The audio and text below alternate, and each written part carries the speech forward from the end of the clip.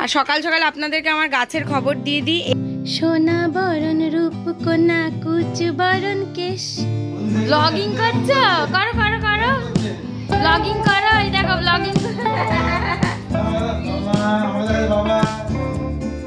হচ্ছে কড়াইশুঁটি কচুরি, এখানে আলুর দম করে রেখেছি। আলুর দম করা আছে, কড়াইশুঁটি কচুরির সঙ্গে আলুর দমটাই যায়।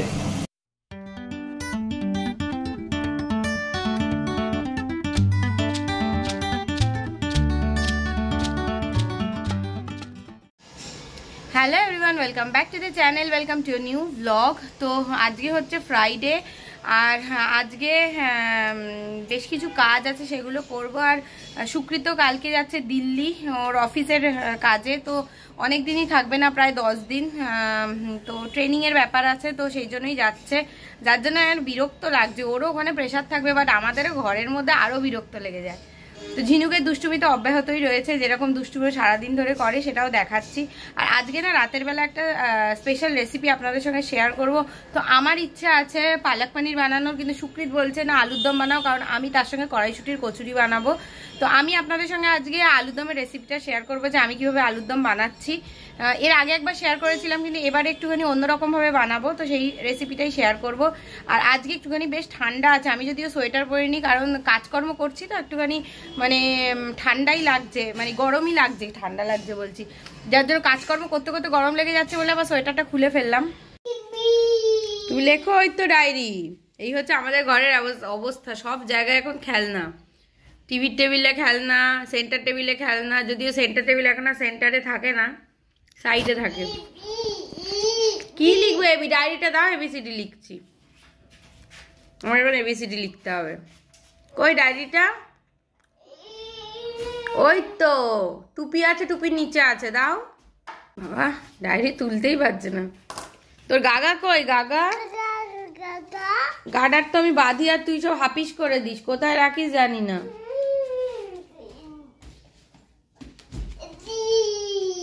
ক্লিপ পরিয়ে দেবো? আচ্ছা আচ্ছা, এসো এসো এসো এসো এসো। তাই? আর কি আর কি? ওখানে দাঁড়িয়ে দাঁড়িয়ে নিজের মনে খেলছে। সোনা মাম্মা, আমার সোনা মাম্মাটা কই রে? মাম্মা লে, আমার ছোট্ট মাম্মা। আর এই পুতুলটা নিয়ে খুব এতক্ষণ ব্যস্ত ছিল, এই পুতুলটা। হ্যালো, কি হলো মামাই? আর সকাল সকাল আপনাদেরকে আমার গাছের খবর দিয়ে দিই। এই গাছটা, এটা কি গাছ ঠিক আমি বলতে পারবো না, বাবা বলে গেল নাম ভুলে গেছি। এই গাছটাতে না অনেকগুলো কুড়ি উঠেছে, কিন্তু এই গাঁদা গাছগুলো মরে গেছে। গাঁদা গাছগুলোতে জল দিচ্ছি, সবই দিচ্ছি, জানি না দোকানে নিয়ে যাব যদি কোনোভাবে বাঁচানো যায়। আজকে সন্ধেবেলা দেখি নিয়ে যাব, সকালবেলার হবে না, এখানে আমাদের একটা নার্সারি আছে, ওখানে নিয়ে যাব। কিন্তু এই গাছটাতে অনেক কুড়ি উঠছে, একটু গাছগুলোতে না জল দিয়ে দিই। To the city streets, we began to feel the fire. We rise like tall buildings as the chemicals they take us higher. সুকৃত মাছের বাজার থেকে মাছ কিনে আনলাম এর জন্য। আমাদের কিছু পেয়েছো? পেয়েছি, মাঝারি পোনা পেলাম। কি কান্না তুমি যাওয়ার পরে, তুমি ওকে নিয়ে যাওনি ছাদে, তাই হ্যালো, বাচ্চা কাচ্চা নিয়ে কাজ করে গিয়ে ল্যাপটপ প্রেস করে দিচ্ছে।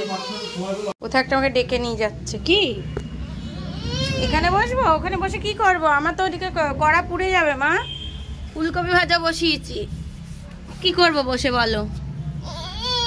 কি এই যে এগুলো চাইছে? কি মামা আমি রান্না করব? মামা কি রে মামা, আমি রান্না করবো না, সব পুড়ে গেল তো, করবো না রান্না।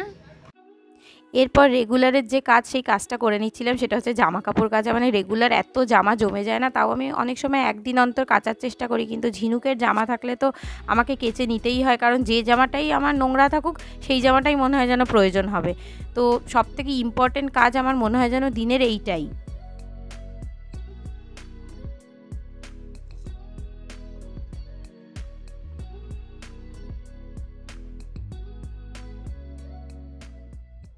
হ্যাঁ, আর দিও না মা, মামা হাত দিও না।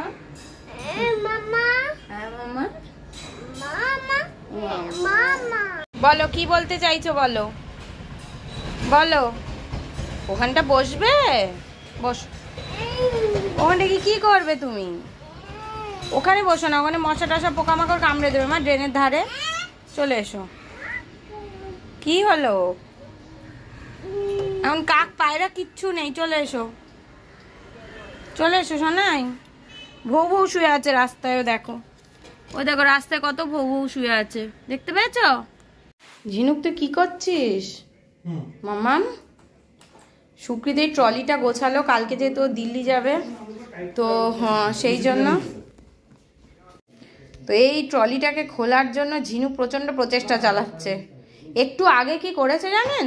একটু আগে ও ড্রয়ার খুলে সুকৃতের মানি ব্যাগ বার করে সেখান থেকে টাকা পয়সা কার্ড সব বার করে বসেছিল। ওই দেখো মামা পড়ে যাবে, মামা এখানে ওঠে না। নামো, বাবা কিন্তু বকু দেবে। মামা বসো, নেমে বসো। কি না না না না না বলো গান। ও গানটাকে না না বলে। ওই নারে না গানটা প্রথম প্রথম শুনতো, গানটাকে বলে না না। কি কি এবি লিখেছো হাতে? আচ্ছা, হাতে এবি লিখতে নেই, তোমাকে তো ডায়েরি দিয়েছি, স্লেট পেন্সিল দিয়েছি, ওগুলোতে এবি লিখতে হয় মা। ওরে বাবা, ওটা কি করছো? হাতে সাবান দিচ্ছ? ক্রিম মাখছো? ক্রিম মাখছো? হ্যাঙ্গার থেকে ক্রিম নিয়ে ক্রিম মাখছো? আচ্ছা, ওই তো পেন পড়ে আছে, পেন। এবার লেখো, এবিসিডি লেখো। তুমি কেমন লিখতে পারো? এবারে ওর হাতে করি দেখাবো। এ বি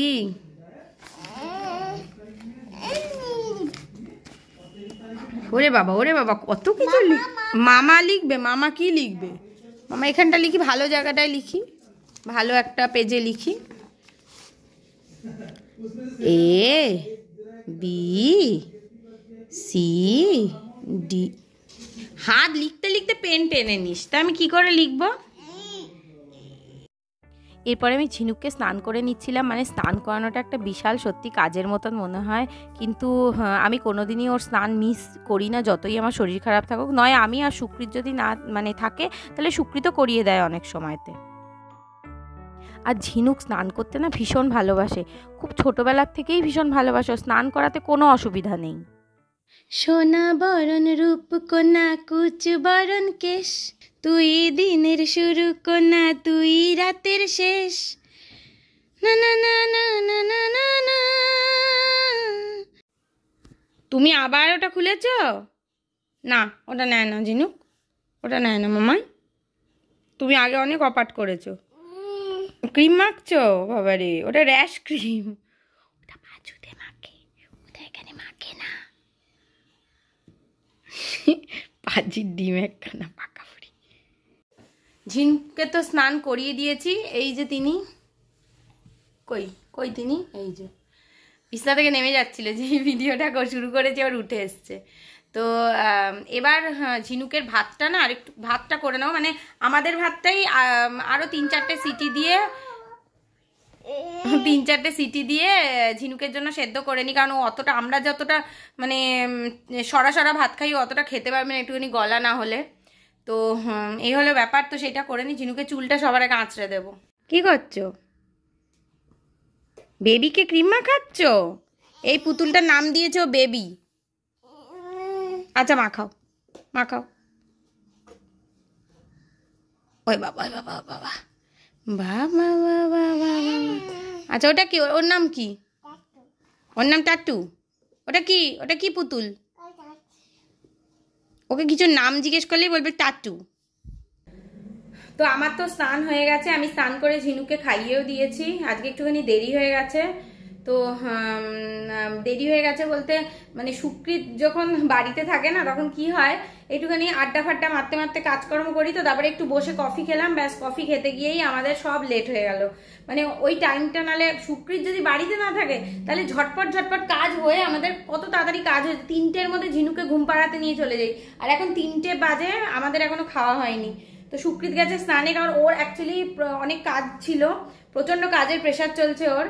তো যার জন্য ওই কাজগুলো করছিল, প্রচণ্ড বিজি ছিল, কলে ছিল। তো এখন সমস্ত কিছু হয়ে গেছে, তো এখন সুকৃত গেছে স্নানটা করে নেবে, স্নানটা করে নিয়ে বেরোলে তারপর আমরা খেতে বসবো। ঠিক আছে, মাঝে মাঝে একটু দেরি হয়। আর ঝিনুককে এখন একটুখানি টিভি চালিয়ে দিয়েছি, অনেকক্ষণ ধরে বায়না করেছে, সকাল থেকে তো চালাইনি, ও গান শুনবে বলে। ওর নানা মানে হচ্ছে গান, কারণ ও যখন প্রথম একদম ছোট ছিল তখন, একদম ছোট না মানে যখন একটু বুঝতে শিখেছে, ওকে নানা নারে না আর তো পারি না গানটা দিতাম, তো তা ওটা হয়ে গেছে ওর নানা গান। এবার গানটা আর ওর মাথায় আসে না, ও বলে নানাটা মানেই গান। আমরা এটা অনেকদিন বাদে বুঝতে পেরেছি, যখন ও নানাটা চালালেও নানা শুনতে চাইতো না, অন্য কিছু শুনতে চাইতো, সেটা বোঝাতো যখন। ব্লগিং করছো? করো করো করো, ব্লগিং করো, এই দেখো ব্লগিং করো। তাই বাবা মাম্মাকে দেখাচ্ছ? দেখাও দেখাও, আবার দেখাও। এখন টিভি দিকে তাকিয়ে আছে। মামা আবার দেখাও। এখন টিভিটা দেখাচ্ছিস নাকি? কি দেখাচ্ছিস, কি দেখাচ্ছিস মা? বাবাকে দেখালে? ব্লগিং করছো? খুব পেকে ঝানু হয়ে গেছো তো তুমি, যা দেখছো তাই ক্যাচ করে ফেলছো। আমাকে দেখে না, ওইটা নকল করছে ব্লগিং করে করে। আমি চেঞ্জ করে দিচ্ছি, তুমি ছাড়ো। এই গানটার খুব প্রিয় গান। আমি নাচবো না, আমি নাচবো না। আচ্ছা নাচছি, চল। ওরে বাবা, ওরে বাবা।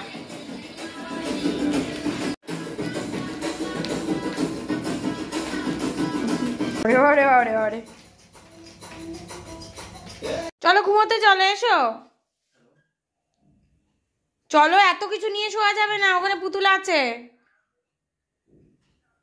পুতুলটা রেখে আসো। পুতুলে মুখ দিচ্ছ কেন? ছি, চলে এসো। আচ্ছা বুবা নাও, বুবা নাও, তাড়াতাড়ি এসো। ব্যাগ না, বুবা নাও, বুবা না, ব্যাগ নিয়ে ঘুমানো যায় না। ঝিনুক লেগে যাবে তোমার, ছাড়ো। বুবা নাও, বুবা নাও, বুবা নাও। আমি ঘুমাতে গেলাম। ফ্লাইং কিস দিয়ে দাও। কি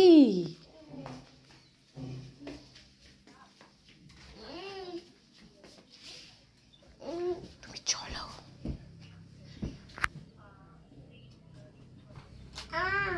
চলো চলো। তো ঝিনুককে এখন ঘুম পাড়াতে এনেছে, কিন্তু ঝিনুকের বুবা বাইরে পড়ে রয়েছে বলে ঘুমাবে না। আবার সুকৃত এনে দিল।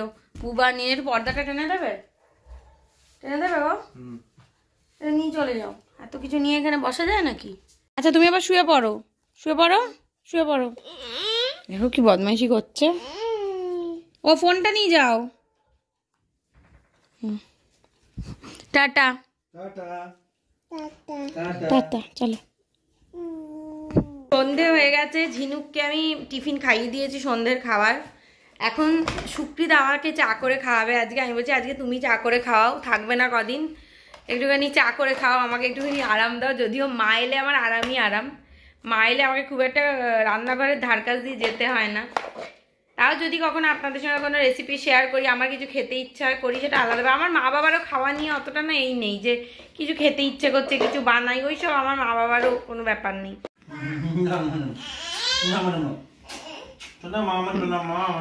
আদরের ছোটে ঝিনুক বিরক্ত হয়ে যায়। না না, এখন কারেন্ট নেই তো, কারেন্ট নেই মা, এখন কারেন্ট নেই। চলো। কি গো, চা হলো? গ্যাস করছে চাটা, আমি তো করছি না, আমি যা জিনিসপত্র। আরে জল ফুটে গেছে, চা দাও। আর একটু ফুটবে, আর জল ফুটতে ফুটতে কমে। ওটাই টোটকা। হ্যাঁ টোটকা, ওকে যেটাই বলি, মাংস রান্না করে বলবে ওটাই টোটকা, কিছু রান্না করেই বলবে ওটাই টোটকা।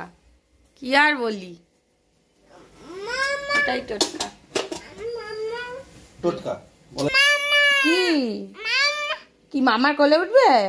আচ্ছা, কি এখানে কি রাজকার্য হচ্ছে ও দেখবে, আবার কি করছে ও দেখবে, তাই ও আমার কোলে উঠলো। ও চুটকো বুড়িটা, আমার চুটকো বুড়িটা। তো এই সুকৃত চা নিয়ে এলো, তার সাথে বিস্কিট। মাঝে মাঝে বর যখন চা করে খাওয়ায় কি ভালোই না লাগে, কিন্তু সুকৃতের একটা, ও ভাত বেড়ে খাবে না কোনোদিন। একমাত্র আমার যখন খুব শরীর খারাপ করে টারে তখন আমায় ভাত বেড়ে খেতে দেয়।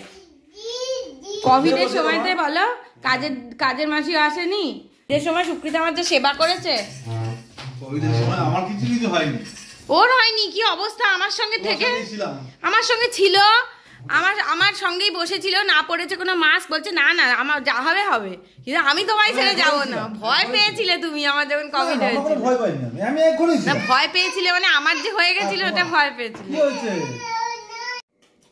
কি খাওয়াচ্ছ মা? ভাত খাওয়াচ্ছে। ভাত খাওয়াচ্ছ? ভাত আর কি খাচ্ছ মা? ও মামা ও নিজেও খাচ্ছে। দাদাই এসে গেছে, দাদাই এসে গেছে দিদির সাথে দেখা করতে। ও গেছে মেয়ের ওষুধ আনতে, মেয়ের একটু পেটটা খারাপ হয়েছে, ডাক্তারবাবুকে ফোন করলাম, প্রোবায়োটিক খেতে বলেছে।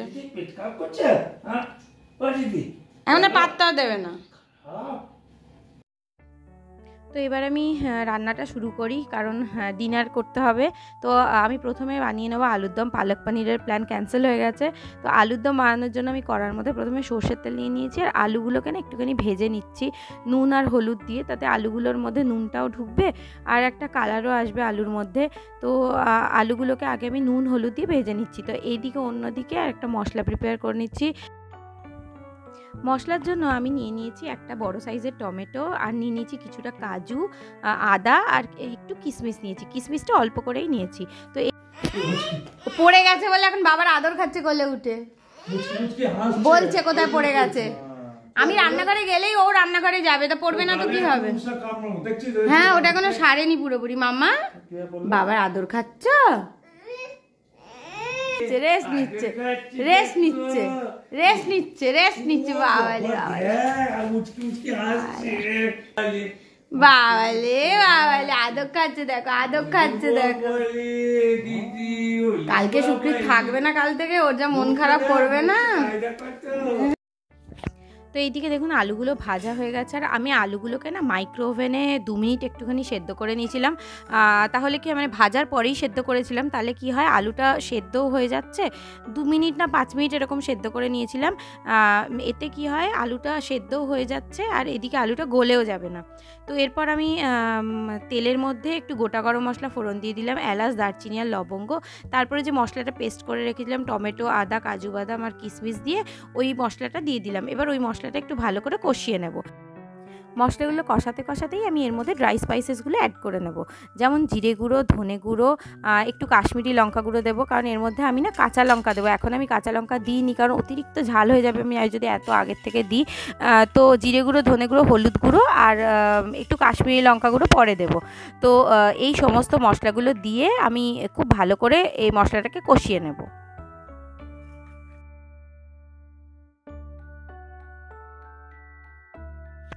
দেখুন মশলাটার থেকে তেল ছেড়ে দিয়েছে। তো তেল ছেড়ে দিলে আমি এর মধ্যে জল দিয়ে দেবো। তো আপনারা গরম জলও দিতে পারেন, গরম জল দিলে সব থেকে ভালো, কিন্তু আমি নর্মাল জলই ইউজ করেছি। তো এবার এর মধ্যে আমি 3-4টে কাঁচা লঙ্কা একদম চিড়ে দিয়ে দিলাম, আর তার মধ্যে আলুগুলো দিয়ে দিলাম। তো আলুগুলো যেহেতু আমি মাইক্রো ওভেনে সেদ্ধ করে নিয়েছিলাম অল্প, তো সেই জন্য খুব বেশি সেদ্ধ করার দরকার নেই। আর জলটাও দেখুন আমি একটু অল্পই দিয়েছি, খুব বেশি জলও দিইনি। তো এর মধ্যে এবার আমি স্বাদ মতো নুন দিয়ে দিলাম, আর নুনটা একটুখানি ভালো করে মিশিয়ে নিয়ে এরপরে আমি সামান্য একটুখানি চিনি দিয়ে দিলাম, আর স্বাদটাকে ব্যালেন্স করার জন্য, তাহলে একটা খুব সুন্দর টেস্ট আসবে। এরপরে আমি মাখা মাখা করে আলুর দমটাকে নামিয়ে নেব।